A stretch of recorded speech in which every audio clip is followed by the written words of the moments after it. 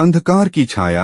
नकुल की रहस्यमयी परीक्षा। महाभारत के युद्ध के बाद जब हस्तिनापुर में शांति स्थापित हो चुकी थी, तब एक रात नकुल को एक रहस्यमयी संदेश मिला।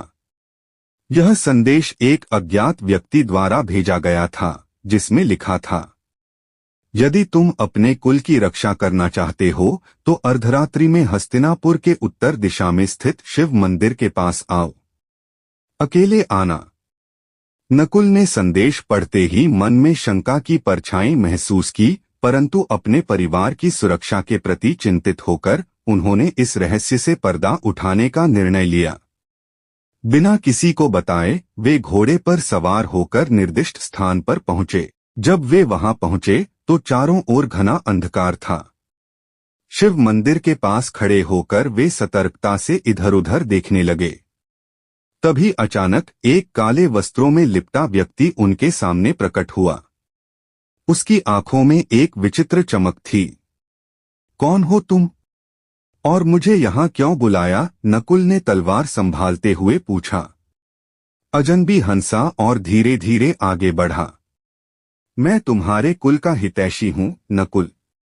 तुम्हें एक ऐसी सच्चाई बताने आया हूँ जो अब तक तुमसे छिपाई गई थी। कौन सी सच्चाई? नकुल ने संदेह से पूछा। क्या तुमने कभी सोचा है कि तुम्हारे पिता पांडु की मृत्यु वास्तव में कैसे हुई थी? क्या यह केवल एक ऋषि के श्राप का परिणाम था या इसके पीछे कोई गहरी साजिश थी? अजनबी की आवाज में एक रहस्यमय ठहराव था। नकुल का हृदय तेजी से धड़कने लगा। वे बचपन से जानते थे कि उनके पिता को ऋषि के श्राप के कारण मृत्यु प्राप्त हुई थी, लेकिन इस व्यक्ति की बातें उन्हें विचलित कर रही थीं। तुम्हारा क्या मतलब है? नकुल ने कड़ी आवाज में पूछा। अजनबी ने एक लंबा निश्वास लिया और बोला, तुम्हारे पिता की मृत्यु मात्र संयोग नहीं थी नकुल। कोई ऐसा था जिसने इस घटना को अपनी सुविधा के लिए मोड़ा। वह कोई और नहीं बल्कि तुम्हारे अपने परिवार के ही एक सदस्य ने यह योजना बनाई थी। नकुल के हाथ से तलवार छूटते छूटते बची। कौन था वह विश्वासघाती? बोलो, उन्होंने उत्तेजित होकर कहा। अजनबी ने नकुल की आंखों में देखा और एक क्षण रुककर बोला, विदुर। नकुल चौंक गए।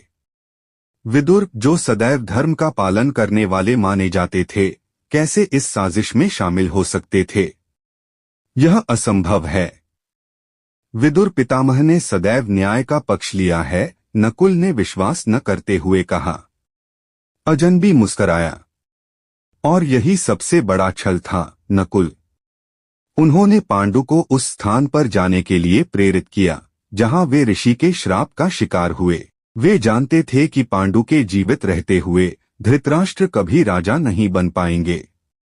उन्होंने नीति को उसी दिशा में मोड़ दिया ताकि कौरवों का शासन बना रहे। नकुल के मन में संशय और क्रोध उमड़ने लगा। क्या यह सच था? क्या विदुर ने सच में उनके पिता के जीवन की डोर को अपने हाथों में रखा था? उन्होंने तलवार उठाई और उस अजनबी की ओर बढ़े। यदि तुम सच कह रहे हो तो प्रमाण दो। अजनबी ने एक पत्र नकुल के हाथ में थमा दिया। यह पत्र विदुर का था, जिसमें लिखा था कि कैसे उन्होंने धृतराष्ट्र के सिंहासन की रक्षा के लिए यह योजना बनाई थी। नकुल का विश्वास टूट चुका था। उन्होंने पत्र को पढ़ते ही आकाश की ओर देखा। उनकी आत्मा अंदर से कांप रही थी। तभी एक और रहस्यमयी मोड़ आया। नकुल ने जब फिर से उस अजनबी की ओर देखा तो वह गायब हो चुका था। ऐसा लगा मानो वह केवल एक छाया मात्र था। नकुल उस रात हस्तिनापुर लौटे, लेकिन अब वे पहले जैसे नहीं थे।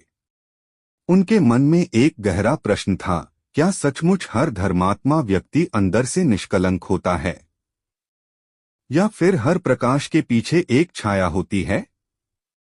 यह कहानी नकुल की मनोस्थिति, रहस्य और एक अप्रत्याशित मोड़ को दर्शाती है। क्या यह रहस्य सत्य था या केवल छलावा? यह प्रश्न पाठक के मन में गूंजता रहेगा।